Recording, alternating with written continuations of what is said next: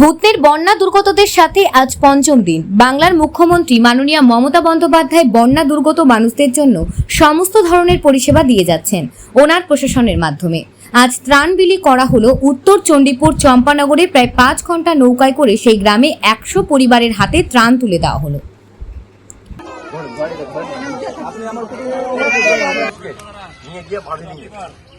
दो खेप होक, 3 खेप होक, 10 खेप होक।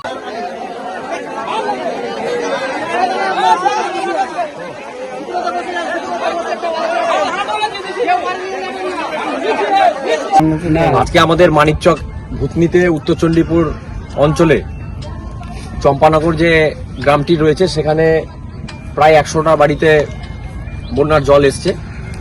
সেখানে আজকে আমাদের পশ্চিমবঙ্গ সরকারের মানবিক মুখ্যমন্ত্রী মমতা বন্দ্যোপাধ্যায়ের এই সমস্ত বন্যা দুর্গত মানুষদের পাশে দাঁড়িয়েছেন। আজকে আমরা তাদেরকে নিয়ে তাদের জন্য ত্রাণ নিয়ে যাচ্ছি এই নৌকা করে এখান থেকে, এবং সেই দুর্গত মানুষদের পাশে আমরা সব রকমভাবেই আমরা পাশে দাঁড়ানোর একটা চেষ্টা আমরা চালিয়ে যাচ্ছি।